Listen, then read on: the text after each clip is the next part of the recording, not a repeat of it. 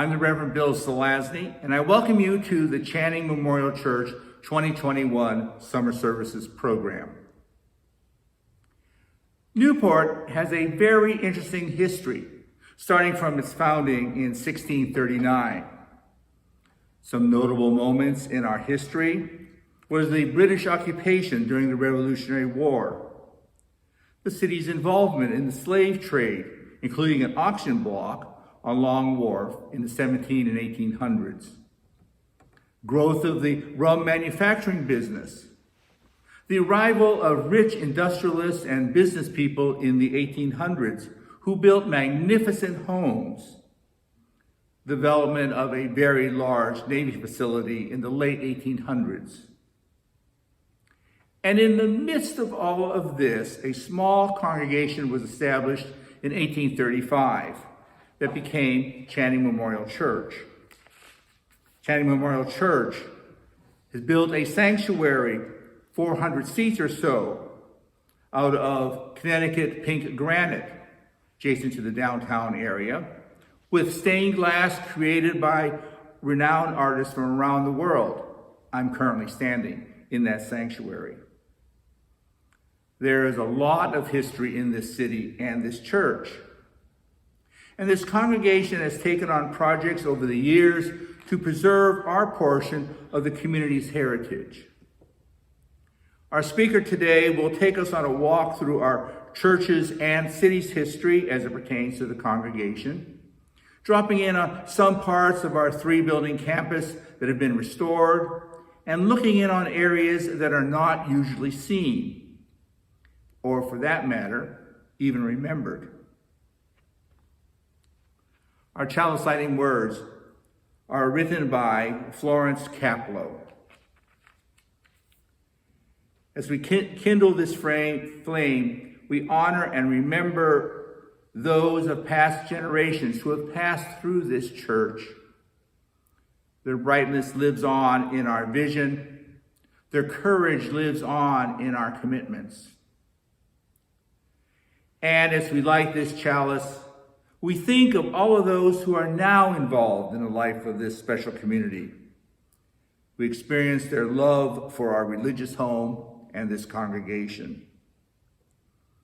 Our religious ancestors and our current members continue to bless the world.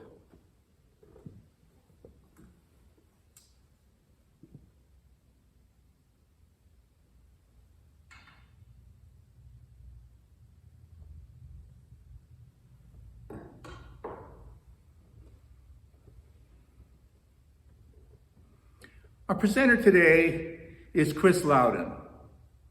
Chris is a longtime member of the congregation, currently serving as the chair of the Finance Committee and as a member of the Vision 2025 team and Capital Campaign Committee. In the past, she served on the board and as a congregation officer.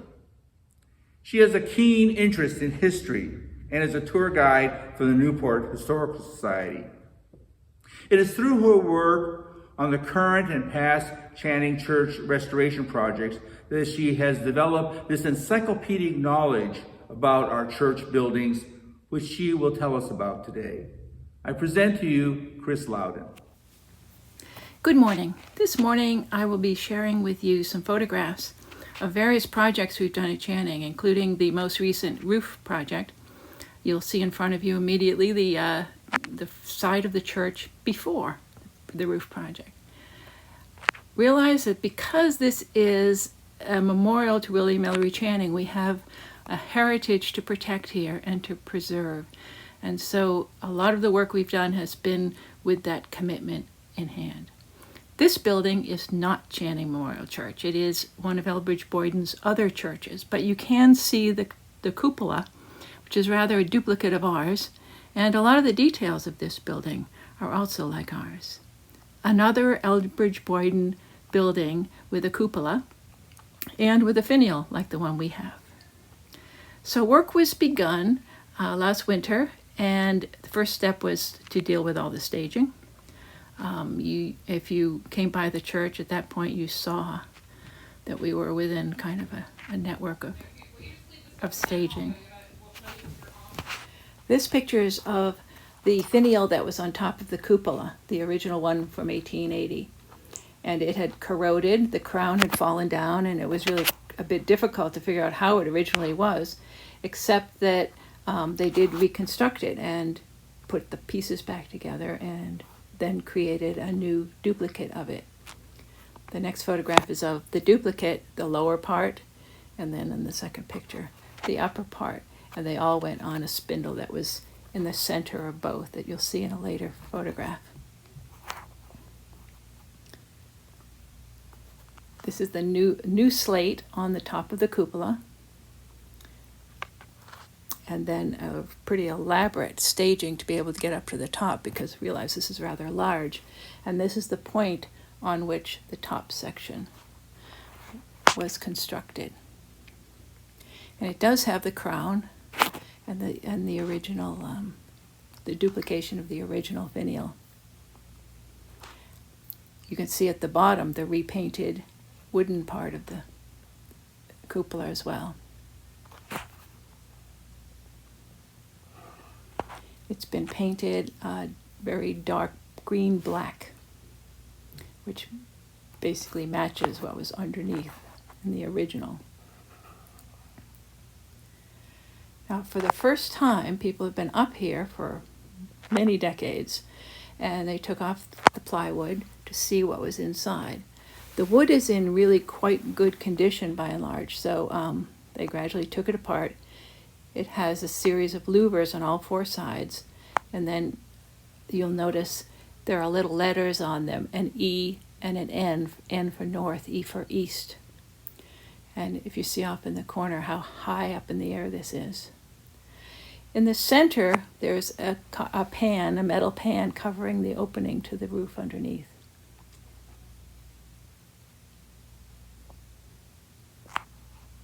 This is a view that most of us have never seen or won't have the chance to see again. Now we're inside of the cupola, gradually going up to see the inside, the top of the inside. The wood is all still in good condition and didn't require any structural supplements. And now they took the pan off the top of this, and you'll see in the next picture a lit up photograph of what they could see down below. Now this is actually going into the roof structure above the plaster ceilings, and if you notice the quatrefoil pattern in there, that's repeated on the inside of the church. I want to get some structural engineers to try to understand how all of this works with rafters and all. But again, you can see the quatrefoils that you can now see on the outside of the ridge that goes between the trusses on the finished interior of the building.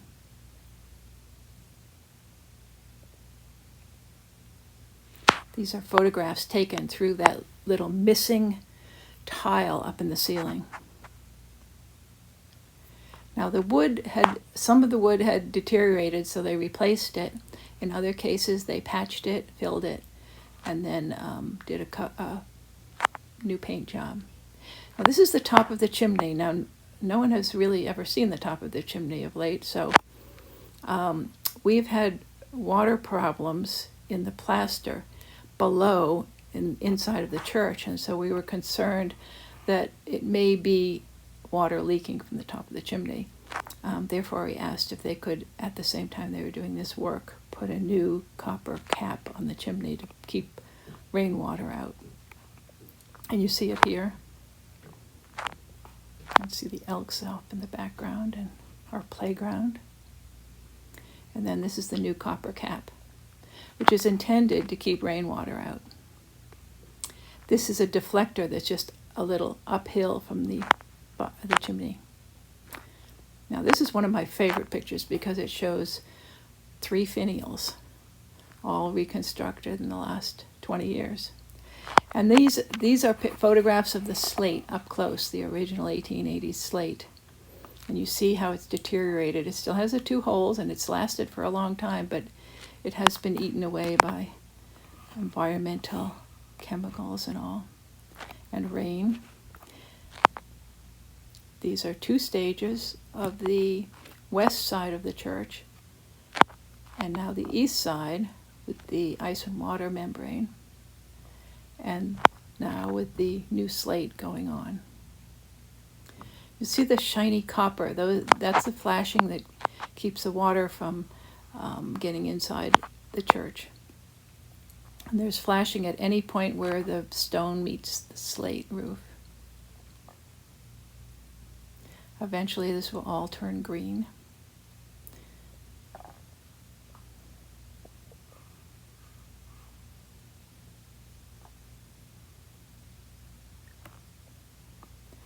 And we have some that we saved that didn't get thrown away. Now there's another photograph of a place many of you have never been. This is the undercroft of the church. It's a full basement, and the floor of the sanctuary is supported by big pieces of granite with brick on top. Now we're moving to some of the photographs of the steeple project. This is the original finial. This is the 1880s finial as it was taken apart.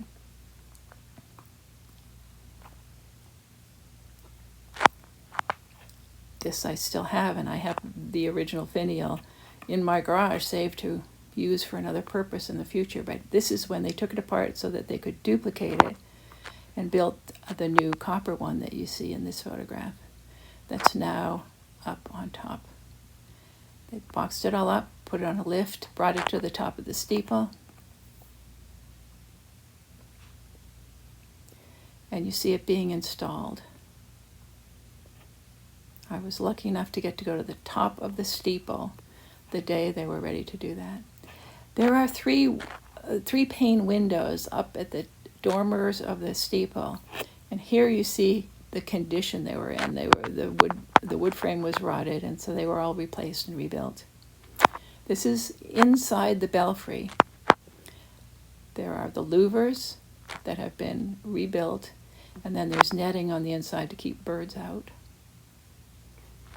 But the original bells, this first set of pictures here are for the original 9 bells that were in the belfry that were removed and taken to be tuned. But you'll notice the frame is a very heavy timber frame, and the bells are generally bolted to the frame, with the exception of the one biggest one, which actually moved when they rang it. But here in this picture, there are 9 bells altogether at this point. And these photographs were done when they were removing them to put in the truck to send them to the Netherlands. I think the largest one weighs as much as 2,000 pounds. These are the stairs that go up to the belfry, where the people ringing the bells. This is the bell stand, where they do their work. And then there's a very rickety wooden staircase that goes up one more floor, a second ladder that takes you up to the belfry up above. And this is what it looks now. Notice it's a big steel frame. There are now not 9 bells, we have 17 bells now. And they're all interconnected with various wires and mechanisms. As you look at this photograph, toward the end, it goes all the way up to, you see a wooden ceiling to this space, and that is actually the bottom of the pointy part of the steeple. You'll notice that some of the bells are green, those are the older ones, and some are bronze colored, and those are the newer ones. This is a photograph of the day we were getting the bells out. And one of our bell ringing summer pandemic meetings, and a flower. Thank you all for your attention.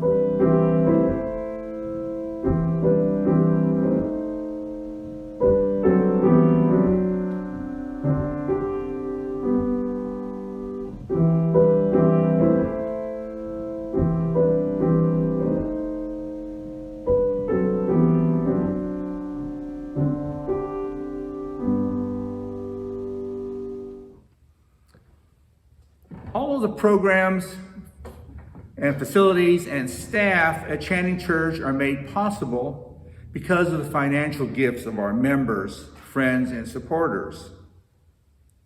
Please continue to support the church by going to our website, www.channingchurch.org, and scroll down to the donate image.